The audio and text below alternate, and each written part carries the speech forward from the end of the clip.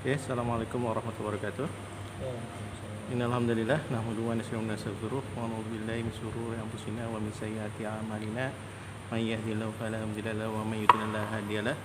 Asyhadu an la ilaha illallah wahdahu la syarika lah wa asyhadu anna Muhammadan abduhu wa rasuluh la nabiyya ba'dah. Allahumma shalli ala Muhammad wa ala ali Muhammad. Alhamdulillah kita ketemu kembali. Kita kaji setiap hari Senin, Selasa, Rabu. Ya, kita mengaji kitab Riyadhus Shalihin, karya besar dari Imam Nawawi rahimahullah taala. Ya, kita lanjutkan kembali. Kita kemarin masih tentang apa? Masih ingat? Masih tentang Uwais ya. Dan ini insya Allah yang terakhir. Kemarin kita banyak hadis yang diriwayatkan ya tentang Uwais ya. Nah, pertanyaannya adalah, kan Uwais katanya anak yang berbakti kepada ibunya. Dikabarkan bahwa Uwais hanya punya seorang satu ibu di Yaman. Dia sangat berbakti sekali kepada ibunya. Apa yang menjadi tanda bakti seorang Uwais kepada ibunya sehingga diberitakan dalam hadis-hadis ini? Dia tidak bisa meninggalkan ibunya Tidak bisa meninggalkan ibunya, ya. untuk ke Madinah itu. Iya, untuk ke Madinah. Ya. Apalagi ada yang mesti jawab? Wise menggendong ibunya kalau ibunya punya keperluan kemana-mana. Oh iya, menggendong ibunya kalau punya keperluan kemana-mana. Ada lagi? Ya, salah satunya adalah ya, berbakti kepada orang tua. Itu yang paling utama. Kita nih selama masih punya orang tua, bagaimana cara berbakti kepada orang tua dengan baik ya. Kalau sudah nggak ada baru nyesel ya. Iya. Benar, serius. Saya alhamdulillah nggak nyesel. Ya, semoga kita upaya apa kalau yang orang apa yang sudah meninggal, maka kita kirimkan doa Iya. dan beramal apapun itu, amalan diniatkan untuk orang tua kita. Misalnya kita bersodakoh ya, insya Allah kalau sodakohnya atas nama orang tua, kita juga dapat gitu. Iya. Jangan kita niatkan sendiri. Kita baca Al-Quran, niat sekali lagi diniatkan karena Allah dan pahalanya diberikan pada orang tua, insya Allah kita juga dapat. Jadi jangan lupakan apapun yang kita lakukan ya dihadiahkan juga kepada orang tua kita. Dan itu menjadi pahala bagi mereka, menjadi bekal mereka juga amal itu ya, termasuk anak yang soleh itu ya. Kemudian ya itu yang dilakukan. Nah, Uwais ini ibunya masih hidup ya. Benar dari dikatakan bahwa kemana-mana Uwais menggendong ibunya. Betul. Karena ibunya itu kan lumpuh, matanya buta. Ibunya lumpuh, matanya buta, jadi kemana-mana kalau hendak sesuatu maka dia harus digendong oleh Uwais.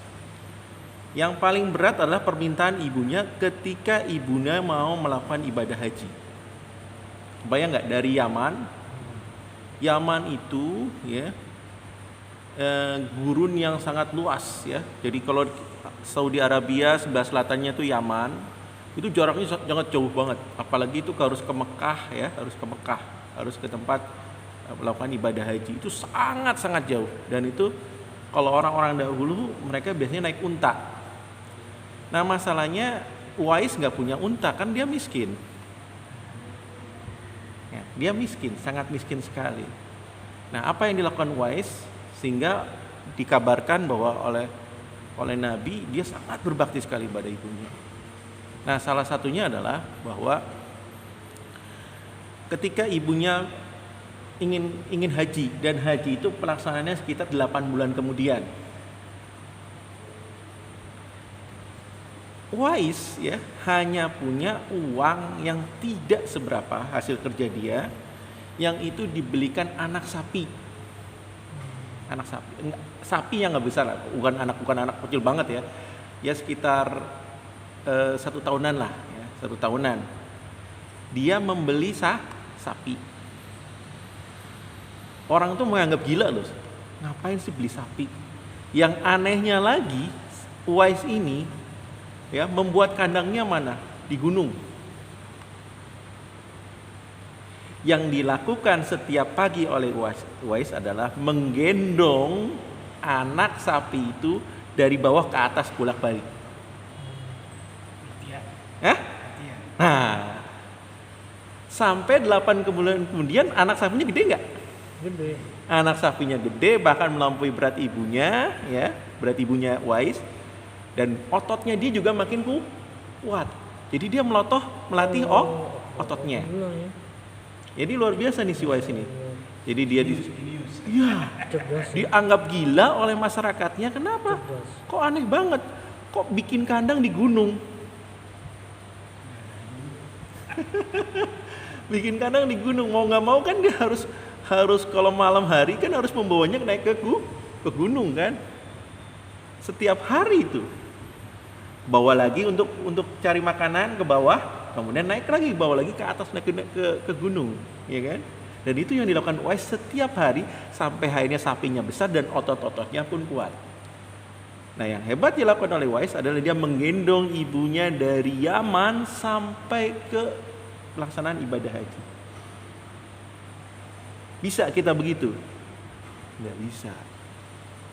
Inilah yang makanya diabadikan dalam hadis-hadis bahwa Uwais sangat berkeinginan apapun keinginan ibunya itu sangat diperhatikan. Nah, ketika sampai melakukan ibadah haji, karena beribadah haji berdua mereka kan, otomatis kan berdua dengan ibunya. Apa yang diminta Uwais? Dia doa apa yang dilakukan oleh Uwais? Uwais hanya minta, ya Allah, ampunilah ibuku, ampunilah dosa-dosa ibuku.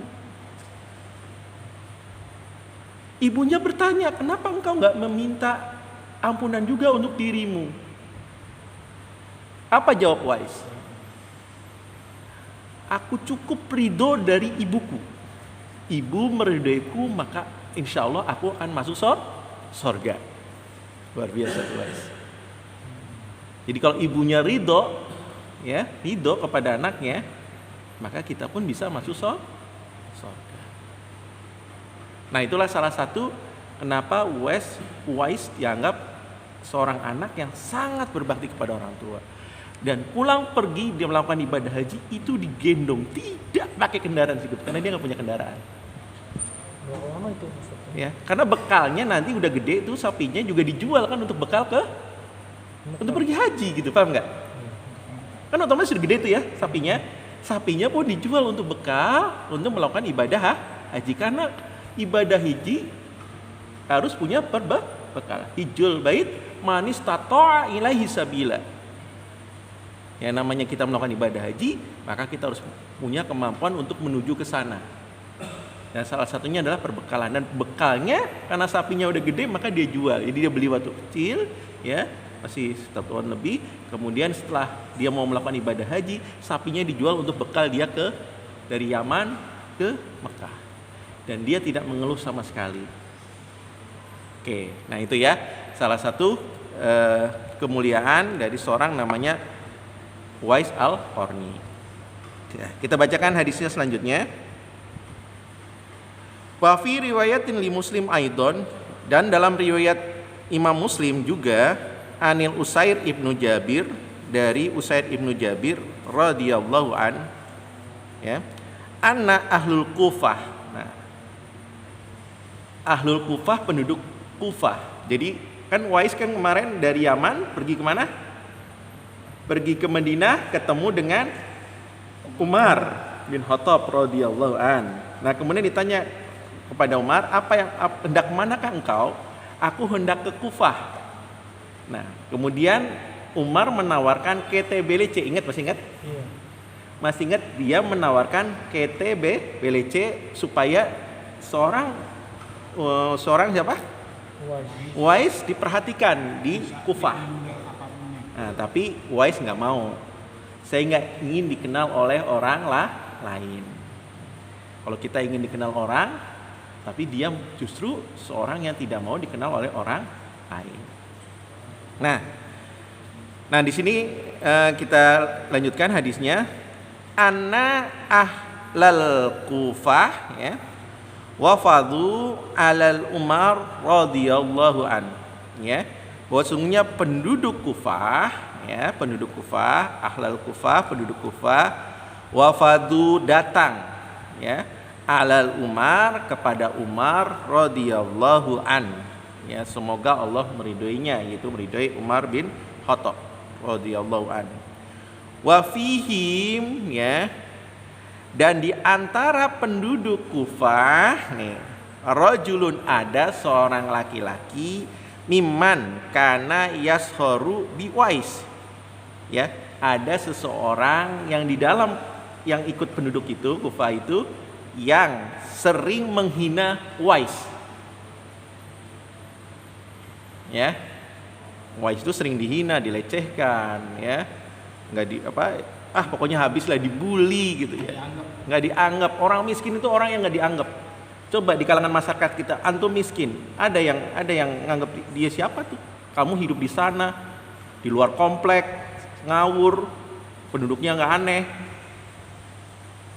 ya kan? Ini pandangan manusia ya. Bal kita nggak boleh berpandangan seperti itu. Ya, kita nggak boleh berpandangan. Kita harus melihat orang tidak dari mana dia asalnya,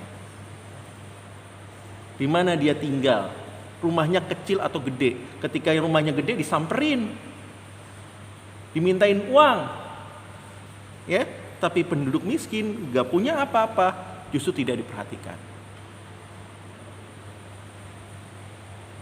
Nah, perhatikan di sini. Nah, jadi di antara penduduk Kufah itu ada seorang laki-laki yang sering menghina Wais, yang melecehkan Wais.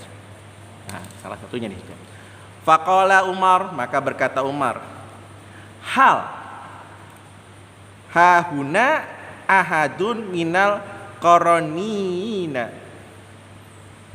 Hal apakah hahuna di sini nih orang-orang yang datang itu dari penduduk Kufah, ahadun ya, ada seseorang minal qaronin dari Bani Qurain, dari dari baninya si Wais namanya Al-Qarni. Nah, Qarni ini ya namanya.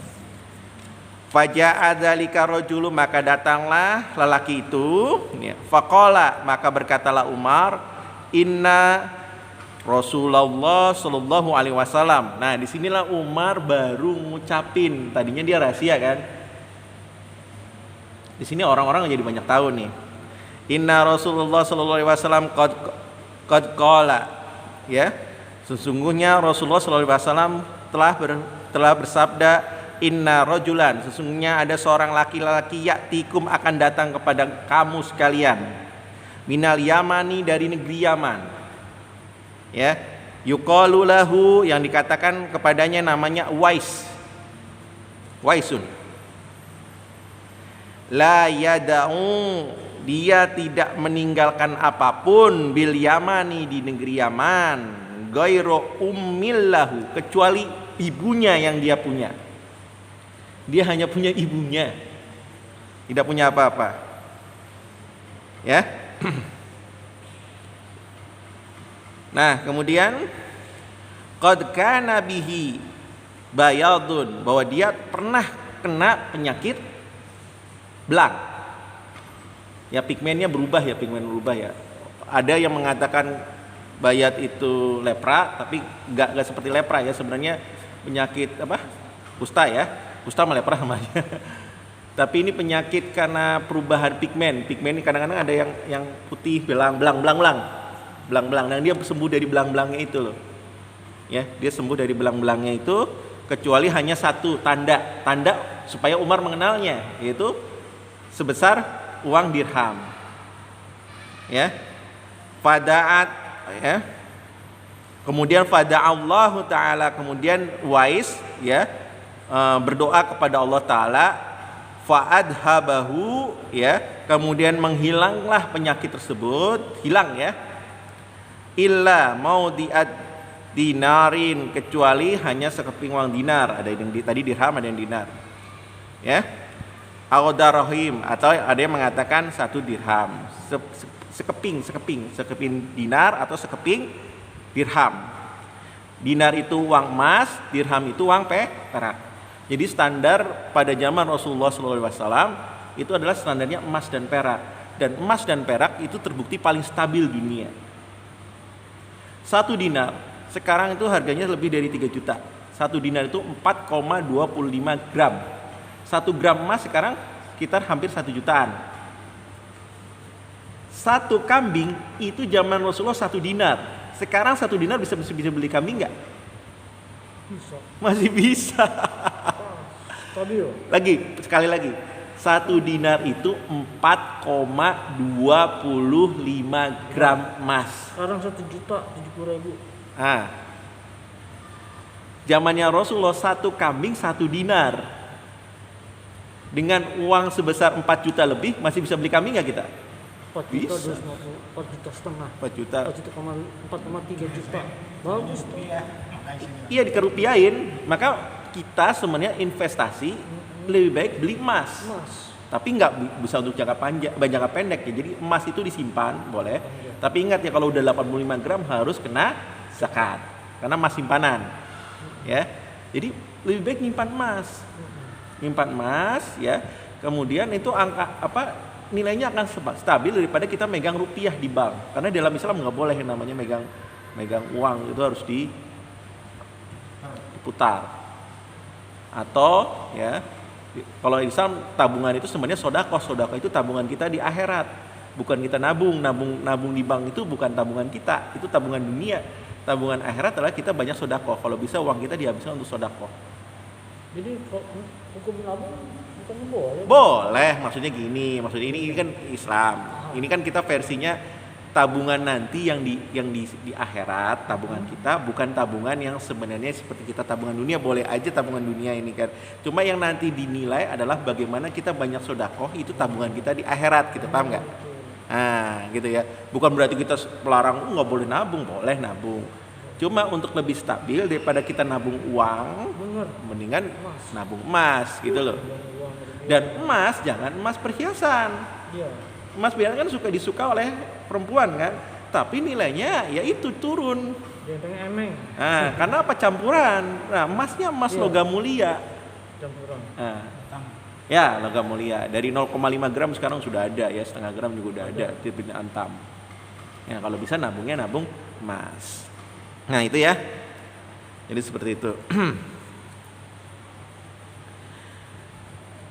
Nah, kemudian faman laki yahu minkum, yang barang siapa yang bertemu di antara kalian bertemu.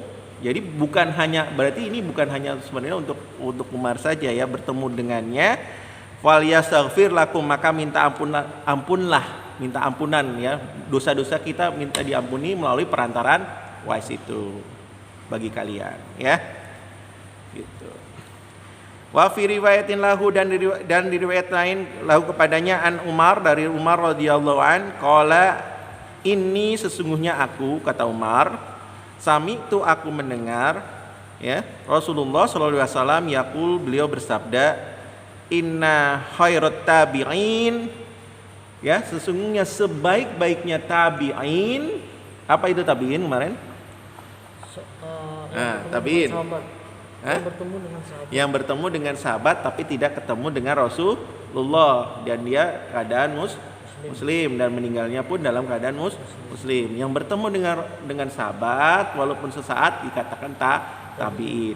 Dan ini dikatakan bahwa Rasulullah mengatakan sebaik-baiknya tabi'in ya adalah rajulun, seorang laki-laki, qalu lahu, yang dikatakan namanya adalah Wais.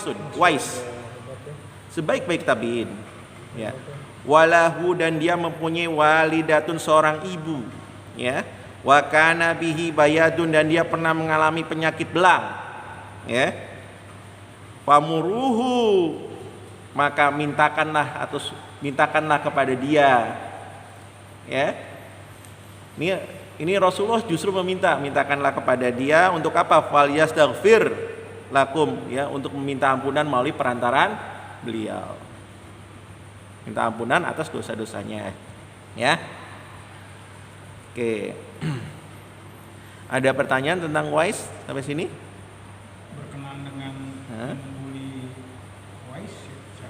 Nah, yang bully ya salah satu di sini disebutkan dia hidupnya kan sengsara, hidupnya susah. Orangnya Nggak dijelaskan. Kita kan nggak boleh disebutkan nama, ya. Bahkan banyak orang-orang, misalnya contoh ada Ubay bin Ka'ab. Ubay bin Ka'ab dikatakan seorang munafik, tapi Rasulullah pernah melakukan sesuatu sama orang munafik. Nggak boleh. Walaupun gimana pun nanti kalau dia membunuh orang-orang munafik, masa sahabatnya sendiri dibunuh? Paham di sini? Orang-orang munafik itu ada di sekitar kita banyak. Orang munafik bukan yang tiga tanda yang bahwa dia Cara berbicara, berdusta, menepati janji, bohong, nggak pernah. Terus lagi, beri amanah. nah beri amanah, dia khianat. Munafik bukan itu saja, banyak. tahapan dan kriterianya. Ya banyak kriterianya. Umar pun selalu menanyakan kepada Nabi, apakah saya termasuk orang munafik? Masya Allah, iya. Selalu menanyakan terus. Kenapa? Misalnya salah satu dalam hadis lainnya, tidak sholat subuh berjamaah juga dikatakan munafik. Subuh berjamaah. Iya. Makanya berat munafik itu. Dan munafik itu ada di sekitar kita. Dan bisa jadi kita pun termasuk. Makanya berhati-hatilah. Dan orang yang Rasulullah hanya memberikan tanda, tapi kita nggak boleh mencap. Paham ya? Nggak boleh, karena kita nggak tahu. Yang tukang stempel. Nah, tukang stempel. Ya, hati-hati ya. Hah? Iya, betul. Betul. Kita nggak boleh misalnya ada orang kayak begitu, dia nggak pernah, yang jangan. Ya kalau misalnya nggak sesuai dengan ini, yuk kita ajak bareng-bareng. Yuk kita ajak aja gitu. Misalnya dia nggak melakukan itu, daripada sholat di rumah, yuk sholat di masjid gitu ya. Ya sholat masjid kan lebih utama, apalagi seorang laki-laki gitu. Gitu aja. Tapi jangan mencap orang-orang yang tidak sholat di masjid. Nah itu adalah orang-orang yang ngaji, yang jangan bahaya. Tugas kita hanya menyampaikan. Iya. Kita hanya menyampaikan. Mereka dia memilih sendiri, oh saya udah jadi begini, pilihan dia gitu. Nah itu tugas kita hanya menyampaikan, nggak lebih. Kecuali kewajiban kita kepada yang memang naungan kita, di bawah kita. Contoh istri kita, anak-anak kita, itu harus keras. Ya, istri kita, anak-anak kita harus keras. Jangan sampai keras kepada orang lain disalah-salahin, tapi anak istri kita nggak keras. Kebalik itu kebanyakan orang kan. Keras dulu kepada anak-anak istri kita ya. Ke orang lain lembut. Seharusnya gitu kan. Jadi apapun yang kita hadapi di luar ya kita harus lemah lembut ya. Itulah dakwah sebenarnya dari Rasulullah SAW. Dakwah Rasul nggak keras kecuali sama orang-orang kafir, nanti kita bicara. Orang kafir yang melawan Islam, ingat ya. Kalau dia taat, ya dia tunduk kepada Islam ya nggak ada masalah. Tapi dia bandel, ngeyel, ngekel, udah. Rasulullah paling keras sama orang-orang kafir yang seperti itu. Oke, selanjutnya Wa'an Umar ibn Khattab radhiyallahu an, dari sahabat Umar bin Khattab radhiyallahu an, qala ya, astadzantu ya, aku meminta izin kepada siapa? Kepada Nabi sallallahu alaihi wasallam. Aku telah meminta izin kepada Nabi sallallahu alaihi wasallam fil umrah, untuk melakukan umrah. Jadi Umar pernah meminta izin kepada Nabi untuk melakukan ibadah umrah. Fa'azinali ya, maka aku diizinkan oleh Rasul untuk melakukan ibadah umrah. Wa qala, maka bersabda Nabi, la tansana ya uhayya, ya jangan lupakan kami wahai saudaraku, kata Rasul. Ini mengatakan ini kepada Umar ya, la tansana ya uhayya, jangan lupakan kami wahai saudaraku, min du'aika, dari doamu. Jadi kalau di sana ketika dia di Mekah atau dia lagi beribadah umrah atau haji ya, Rasulullah minta didoakan. Rasulullah loh. Karena apa? Ibadah haji atau umrah adalah ibadah yang sangat luar biasa ya. Makanya kita kan sering tolong ya, misalnya mintakan sama Allah, misalnya mintakan supaya misalnya orang yang melakukan, kepada kakak atau siapa yang melakukan ibadah umrah atau haji, supaya misalnya hutang saya bisa terselesaikan, hutang saya bisa dibayar, boleh nggak? hutang saya bisa terbayarkan, memudahkan untuk bayar. Bukan hutangnya jadi misalnya hutang lunas, bukan, hutangnya terbayarkan. Ya, hutangnya terbayarkan. Mudah-mudahan dengan dari adik kita, siapa kita yang berangkat ke sana mendoakan kita, alhamdulillah mungkin doanya makbul, kita mudah ada rezeki, kita bisa membayarkan hutang. Nah, itu kan luar biasa kan? Nah, salah satu itunya kan seperti itu. Nah, kemudian di sini dikatakan faqala, maka berkatalah Umar, faqala kalimatan mayasuruni. Ini satu kalimat yang sangat menyenangkan aku. Rasulullah aja mengatakan itu. Coba seorang Rasul mengucapkan itu. Jangan lupakan kami ya Umar, nanti doakan saya. Nanti kamu ketika kamu beribadah di Ka'bah, di mana, di dekat Ka'bah atau di mana ketika kamu beribadah, jangan lupakan aku. Ini ucapan ini dari Rasulullah, datangnya dari Rasulullah. Coba kamu senang banget gak? Senang banget. Ini ucapan satu kalimat ini, kata Umar, itu sangat menggembirakan aku. Ya, sangat menggembirakan aku.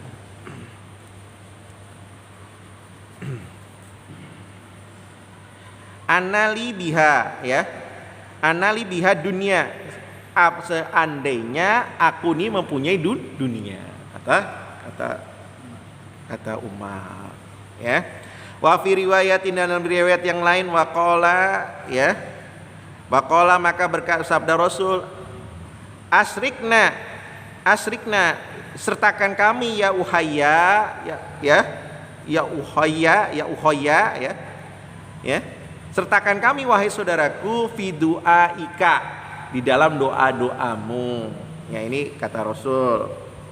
Hadisun sahihun, hadis ini hadis sahih, rawahul Abu Dawud, yang diriwayatkan oleh Imam Abu Dawud, wa Tirmizi, dan Imam Tirmizi, wa qala Tirmizi, dan berkata Imam Tirmizi, hadisun hasanun sahihun, hadis hasan sahih.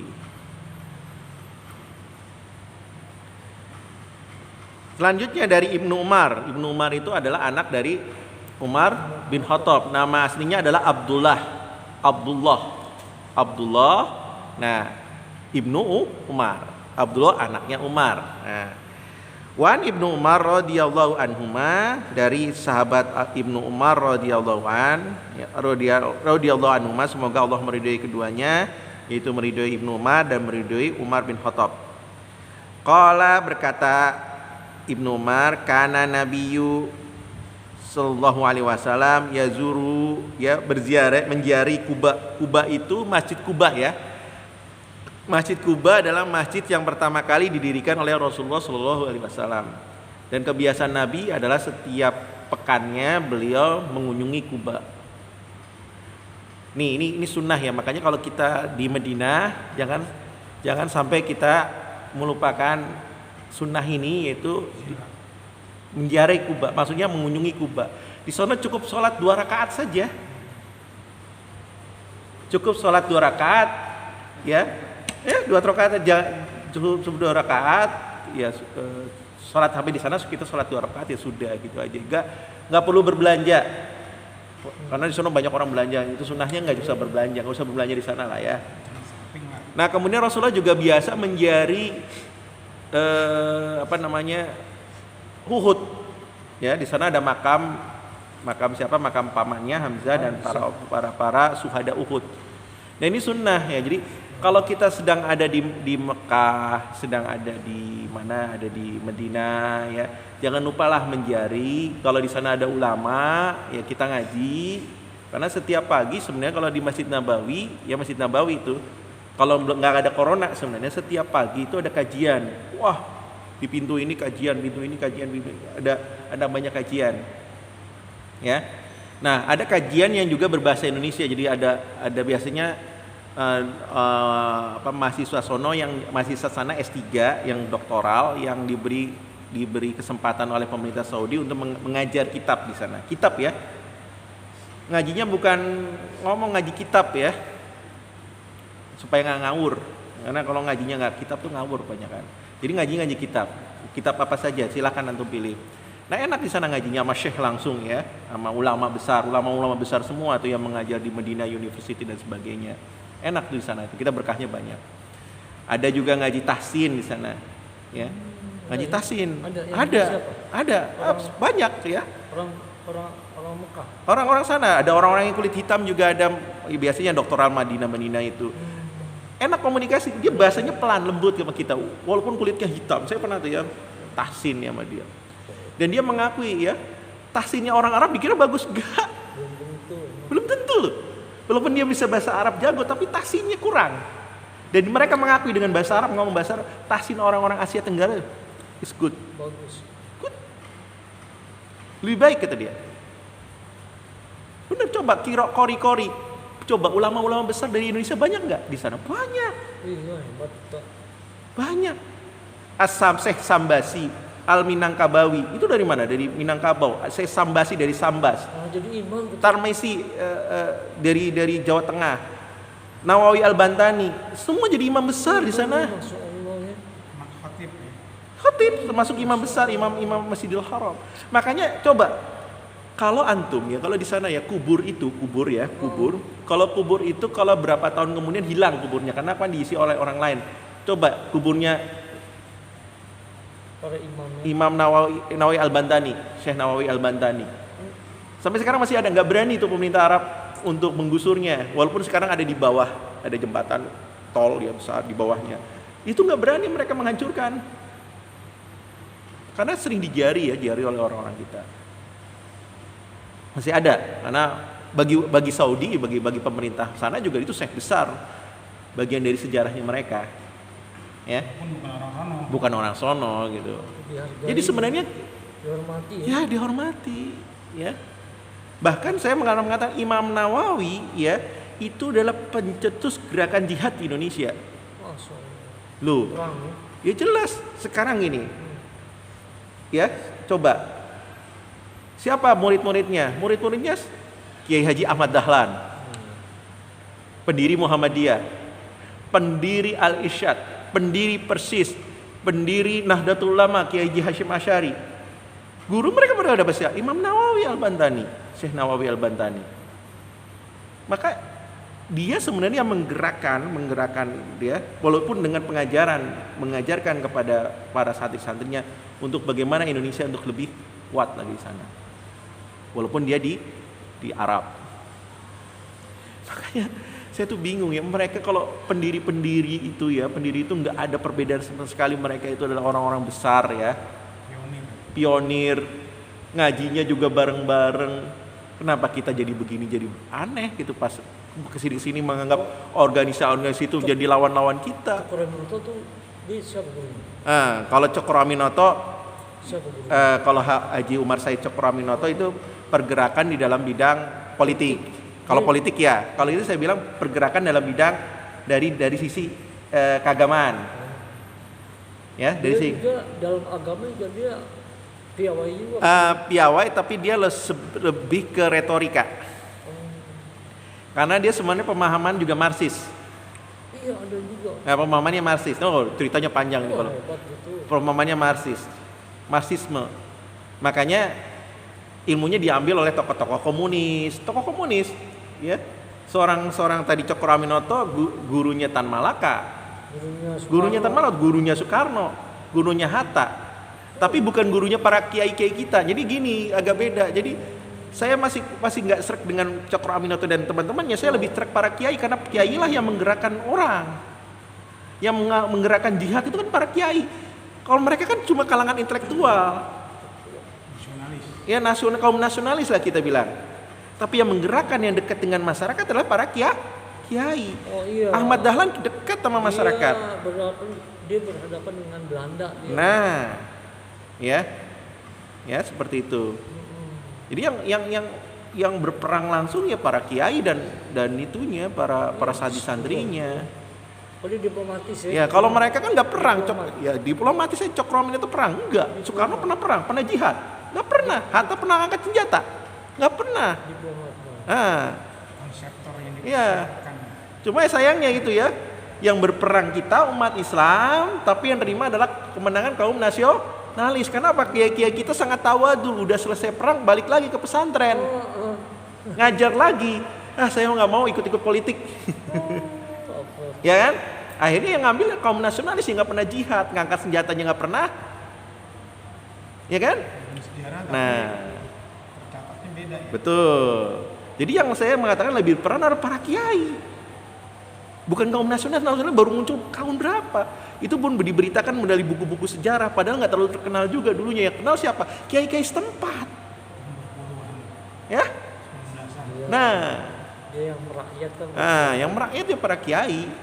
Nah, inilah kita kembali lagi yuk. Pak, Karena dakwah kita seperti ini. Diponegoro, kalau Diponegoro. Oh, di Ponorogo ya dia ngaji sama kiai ya, termasuk juga kiai-kiai besar. Makanya dia berpakaian ala-ala ulama. Cuma dia kan sebenarnya kedudukannya diangkat oleh ayahnya meninggal dunia, maka dia jadi wali sementara sampai adiknya besar, karena beliau itu pangeran, benar pangeran, anak pertama laki-laki, tapi dia dari selir, bukan putra mahkota. Jadi dia raja sementara sampai adiknya besar. Cuma pengaruh dari Sultanan Yogyakarta dipengaruhi oleh Patih Danurejo V yang dekat dengan Belanda gitu loh. Nah, inilah akhirnya dia nggak setuju ya seorang pangeran Ontowiryo, nama lain dari Ponorogo, terhadap Belanda. Ontowiro ya. Namanya Ontowiryo, Pangeran Ontowiryo, Raden Mas Ontowiryo nama aslinya. Ya, oke, kita lanjutkan nanti insyaallah besok ya. Kita kembali lagi, tetap semangat ya. Ya, karena memang aja harus butuh semangat. Seperti semangat para kiai-kiai kita. Kiai kita semangat. Sangat semangat. Ya. Oke, kita tutup sama-sama dengan bacaan hamdalah. Alhamdulillahirabbil alamin. Dan doa kafaratul majlis. Subhanaka Allahumma wa bihamdika asyhadu an la ilaha illa anta astaghfiruka wa atubu ilaik. Assalamualaikum warahmatullahi wabarakatuh.